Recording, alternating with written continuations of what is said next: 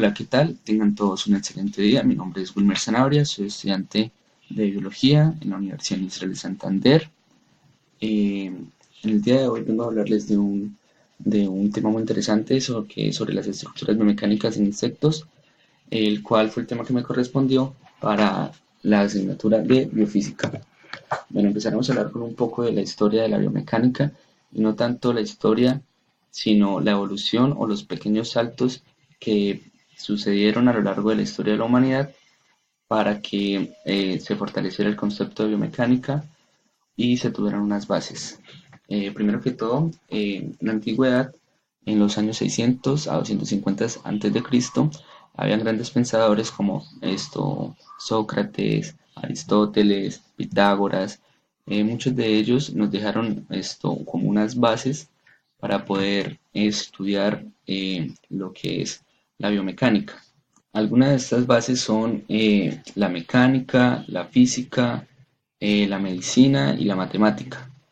Bueno, luego entramos a la Edad Media, la cual fue como, no hubo mucho aporte en esta época, ya que todo se regía conforme a las leyes de la Iglesia y muchas de las investigaciones que se hacían por fuera de la Iglesia se contaban como herejía y esto no permitía que las personas tuvieran ese pensamiento, desarrollaran ese pensamiento pues de investigador o queriendo buscar las, la razón de las cosas, eh, y esto pues impidió por más de 1200 años que en realidad se pudiera hacer como un avance en lo que es la ciencia o en este caso lo que es la biomecánica del movimiento de los seres vivos. Bueno, luego entramos al Renacimiento. Bueno, aparte de eso, en la Edad Media también se puede observar que sí hubo cierta eh, los primeros que reavivaron como que ese estudio fueron los artistas con cuadros de movimientos de cuerpo humano y esto hizo que pues que una forma de rebeldía ellos pudieran plasmarlo como la forma que se veía lo que como ellos veían al cuerpo humano y y su simetría. Bueno, luego entramos al Renacimiento, que fue del 1450 a 1600. En esta época hubo una libertad de pensamiento. Se establece que en esta época el hombre es el centro y la medida estándar de todas las cosas. O sea, nosotros entramos a la época donde el humano es el centro de todas las cosas y todo gira alrededor de él. Bueno, luego ah, se pueden resaltar personajes muy importantes y valiosos para la ciencia como Leonardo da Vinci, Miguel Ángel y Maquiavelo, que fueron unos de los que, pues, de cierto modo, contribuyeron con la biomecánica, que es el concepto que se conoce hoy en día. Bueno, luego de estos artistas, pues, llegó la revolución científica, que esto es donde ya se ve un apoyo más de entidades privadas y públicas para la investigación. Em, Hasta el Vaticano quiso invertir pues en estos proyectos de muchos científicos. En esta época podemos resaltar a científicos como Galileo Galilei, que el cual estudió el fenómeno de la caída libre y propuso un tratado sobre el análisis el análisis mecánico del movimiento animal. O sea, ya para 1600 el hombre estaba tratando de identificar la forma en que se mueven los animales, en los movimientos, tratar de explicar esos fenómenos físicos que muchas veces ignoramos a simple vista. Luego de esto llega la ilustración, que ya fue como el boom pues de lo que es la investigación, ya que llegaron a conceptos de fuerza, conservación de momento de energía, contracción muscular, evento influenciado por fuerzas eléctricas, bioquímicas y mecánicas, y empezaron a estudiarse biomateriales para crear estructuras pues esto dio como un gran salto a lo que ya conocemos como la biomecánica. Bueno, luego de esto llegamos a un siglo que fue llamado el siglo de la marcha, que es cuando el humano crea más interés por medio de los juegos y los deportes de cómo funcionan nuestra estructura biomecánica. También empieza la creación de máquinas a vapor y, y crean como, y también en esa época es cuando se empiezan a fomentar las bases de la revolución industrial, da pie también a la revolución francesa y muchos acontecimientos en la historia que también dieron un poco de revolución científica pues para este siglo. Luego de esto empezamos con el siglo XX, que ya que hay varios factores para el desarrollo pues de la,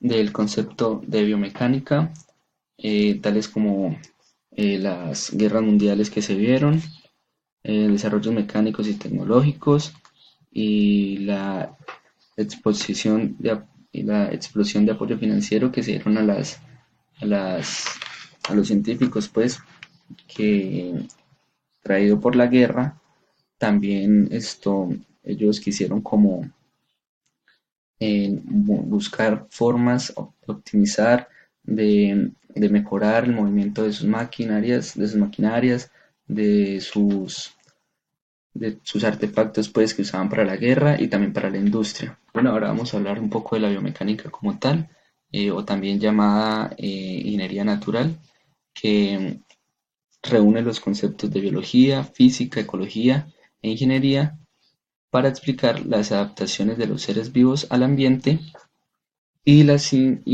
limitaciones físicas que el ambiente nos impone. Es la disciplina que estudia los modelos, fenómenos y leyes que sean relevantes en el movimiento de un ser vivo. Para poder estudiar algún tipo de movimiento tenemos que tener en consideración estos tres aspectos importantes. Bueno, el primero es el control del movimiento. Está relacionado con los ámbitos psicológicos y neurofisiológicos. Este tema no lo vamos a entrar tanto, ya que esto buscamos una explicación más física de las cosas. Luego está la estructura del cuerpo que se mueve, el cual es el sistema complejo compuesto de músculos, huesos, tendones, etcétera, en el caso de los seres vivos, pues. La gravedad, bueno, y las fuerzas externas e internas como la gravedad, que es una fuerza externa, el viento, etcétera, y las internas que son producidas por el ser vivo y producen movimientos de acuerdo a las leyes de la física. Bueno, ya teniendo listos los conceptos, debemos darle un problema a la biomecánica, el cual es descubrir las especificaciones de la selección natural y que descubrir las especificaciones de la selección natural y física que han sometido.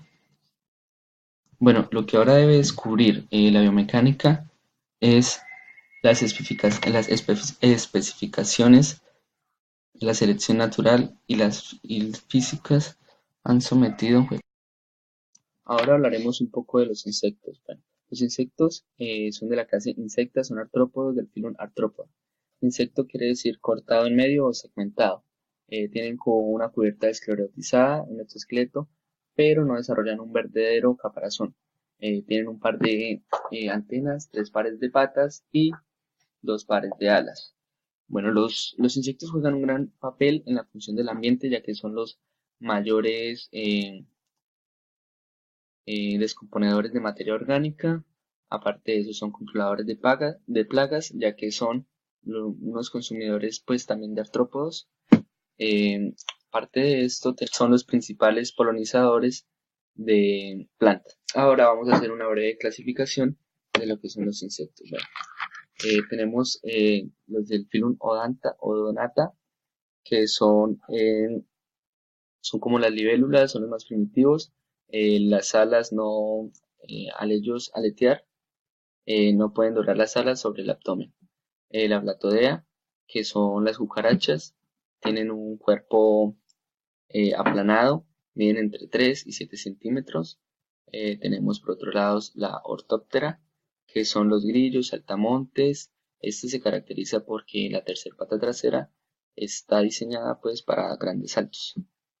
Luego tenemos los pterápteros, que son los piojos, los insectos que no poseen alas, son parásitos externos y viven en animales superiores como aves o mamíferos. Además tenemos los coleópteros, que son la especie más, tienen el mayor número de especies registradas pues en los insectos y son uno de los mayores descomponentes de materia orgánica. Las dípteras, que son las moscas, los zancudos, los mosquitos, los tacunos. Tenemos las lepidópteras, que son las mariposas y las polillas. Tenemos las himenópteras, que son unas especies tan comunes, son especies comunes como las hormigas o las abejas o avispas. Bueno, vamos a hablar ahora un poco de las estructuras de los insectos. Los insectos tienen variadas formas y tamaños, los cuales pueden ser más o menos alargados, cilíndricos o subcilíndricos, siendo cada lado del cuerpo igual al otro, es decir, son simétricos.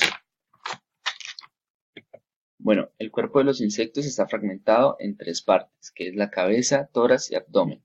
Entonces, en cada segmento se distingue una región dorsal llamada tergo o noto, una ventral llamada esterno y dos laterales llamadas pleuros. La función de este esqueleto externo es soportar los órganos internos, proteger de agentes externos y evitar la pérdida de humor. Esta es como la división más grande que tienen los insectos respecto a su morfología. Luego de esto tenemos una subdivisión de la cabeza, el tórax y el abdomen, que de la cabeza sale el protórax, isotórax, metatórax.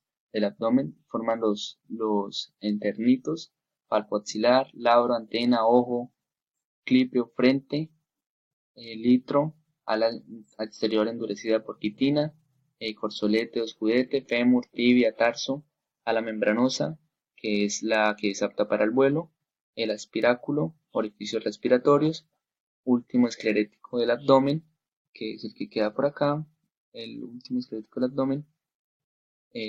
Tenemos la extremidad anterior, la extremidad media y la extremidad posterior, que son estas de acá. Bueno, en todo caso, estas subdivisiones pues no vamos a entrar mucho a explicarlas, cómo funcionan, pero sí vamos a hablar un poco de la biomecánica de tejidos conectivos. Bueno, para esto, antes que eso, voy a explicar un poco qué es lo que contienen pues los tres segmentos de los que hablo ahorita, que era la cabeza, tórax y la estructura interna. Bueno, en la cabeza están los órganos sensoriales, ojos, antenas y aparato vocal. En el tórax tenemos las patas y las alas, que es el sistema locomotor, y en el abdomen tenemos el aparato respiratorio y el aparato sexual reproductivo. Entonces, ahora sí entremos en materia de la biomecánica de tejidos conectivos. Bueno, para que se genere movimiento es necesario que exista o que se conforme un andamiaje o estructura básica de sostén que permita que los tejidos que conforman la estructura se consideren como estructuras de soporte y puedan realizar movimientos en los seres vivos. Cuando hablamos de tejidos, tejidos conectivos, nos referimos a los tejidos muscular esquelético, tejido óseo, tejido tendinoso y ligamentario. Estos están compuestos por una variedad de elementos y compuestos. A su vez, estas propiedades físicas de cada tejido se ven reflejadas en la forma en que cada una de estas agrupaciones de células responden ante una carga. Bueno, ahora vamos a hablar de las propiedades biofísicas de los tejidos conectivos. Una de ellos es la elastancia. La elastancia o elasticidad hace referencia a la capacidad que tiene un material o tejido biológico de modificar su forma básica. Bueno, uno de los científicos que primero habló de esta cualidad o propiedad biofísica de los materiales biológicos fue el señor Robert Hooke, quien se encargó de simbolizar y representar a través de una fórmula la denominada ley de la elastancia, que se representa de la siguiente manera. F, que hace referencia a la fuerza o presión de atracción ejercida sobre el objeto, corresponde a la carga ejercida sobre el tejido o material biológico. Bueno, la K, que es una constante que referencia la constante de proporcionalidad, y delta de la longitud, que es la variable que hay de la deformación de la longitud del objeto. Ahora vamos a hablar sobre La capacitancia, que se puede denominar de variadas formas. También se le conoce como compliance o como distensibilidad de un tejido material biológico. Bueno, ¿qué es qué es la capacitancia? Es la capacidad que tiene un tejido material biológico de deformarse conforme a la cantidad de carga que recibe. Lo que se diferencia de la capacitancia a la elasticidad es que la capacitancia no tiene un retorno atrás. ¿Qué quiere decir esto? En el momento que es aplicada la energía, ya el objeto no vuelve a su forma natural. Bueno, la representación matemática de la capacitancia o disensibilidad o plasticidad queda plasmada de la siguiente forma. Deformación igual a delta de longitud sobre longitud inicial por 36. Seguido a esto hablaremos sobre la contractilidad. Es definida como aquella propiedad vital de un tejido, en este caso la propiedad del tejido muscular. Esta capacidad es de reducirse o modificar su estructura para generar un trabajo muscular acompañado de un gasto energético. Los miofilamentos son fibras que conjuntas forman la miofibra, la cual es el haz con forma de bastón. Son el elemento contráctil de los músculos. Bueno, las proteínas contráctiles son los miofilamentos delgados, entre los que se encuentra la actina, la troponina y la tropomosina. Los miofilamentos gruesos, en donde se tienen en cuenta los filamentos de la miosina. Uno de los procesos de interacción entre estos miofilamentos es que se genera la denominada formación de puentes cruzados, que es el factor fundamental que caracteriza la parte mecánica del proceso de contracción. Luego de esto tenemos la viscoelasticidad, que si se aplica un esfuerzo sobre un sólido elástico, este se deforma hasta que su fuerza cesa y la formación vuelve a su valor inicial. Por otra parte, si un esfuerzo es aplicado sobre un fluido viscoso, ese se deforma pero no recupera nada de lo que se deforma. ¿Qué quiere decir esto? Que hay una gran diferencia cuando hay un sólido elástico, se deforma, y cuando un líquido elástico, este líquido elástico debe ser un fluido viscoso. Bueno, un parámetro utilizado para caracterizar o clasificar las sustancias de acuerdo al comportamiento elástico, viscoso, viscoelástico es el número de Bora. Este número se define como, bueno, la T, que es el tiempo característico del proceso de formación. Esta T, que es una T de tiempo de relajación característico de cada sustancia por 37. Todo es una multiplicación. También tenemos otros conceptos como anistropía, que está definida como la propiedad del material enfocado a la capacidad de responder ante una carga, centrándose única y específicamente en la distribución de sus componentes moleculares, pues. Y la bifacidad, que hace referencia a aquella propiedad de un tejido en organizarse o disponer su componente en dos fases. Generalmente, las dos fases se consideran por la característica de cada uno de los componentes, ya sea sólida o líquida. Tenemos, por ejemplo, para la bioficidad, la fase sólida es un componente como la fibra de colágeno, fibras de elastina, entre otras, y la fase líquida, donde se encuentran los compuestos como el agua y los electrolitos. ¿Por qué un robot no puede superar una pulga? Esa es una pregunta que nos hace el artículo publicado por la revista Science, donde los investigadores describen un modelo matemático que podría ayudar a explicar cómo organismos tan diminutos que generan saltos y golpes y vuelos tan poderosos, inalcanzables pues en la estructura humana, en la bioestructura humana pues. Bueno, el secreto de los movimientos explosivos de estos insectos no se encuentran en sus músculos poderosos, sino en las piezas de resorte que pueden amartillarse o liberarse como arcos de arqueros. Los tendones, cutículas y eh, otras estructuras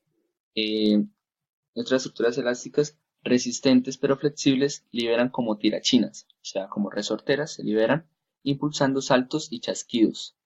Como un ejemplo de esto tenemos a un insecto llamado Froghopper, que tiene una estructura en forma de arco llamada plerual, y las protuberancias en sus piernas tienen formas de pestañas que controlan la liberación de la energía. Este artículo nos dice que los modelos matemáticos tradicionales tienen en cuenta los intercambios físicos inherentes del músculo que se contraen por la fuerza y la rapidez, pero no ambos al mismo tiempo. En otras palabras, nada puede ser más rápido, más fuerte y más poderoso al mismo tiempo. Bueno, investigadores desarrollaron este nuevo modelo matemático de movimiento rápido a pequeña escala que incorpora restricciones en resortes y cierres. El modelo permite que los investigadores ingresen a un conjunto de parámetros de resorte, cierre y músculos y recuperar detalles sobre velocidad máxima teórica de un individuo, aceleración y otros aspectos de rendimiento con un peso determinado. Bueno, los robots aún no pueden saltar más que una pulga, ya que movimientos tan rápidos requieren que los componentes estén perfectamente afinados entre sí, pero sí ofrece una herramienta para diseñar robots con componentes más precisos que funcionan mejor juntos para mejorar el rendimiento. Bueno, esto era lo que quería compartirles el día de hoy. Espero les haya gustado el video y muchas gracias por su atención.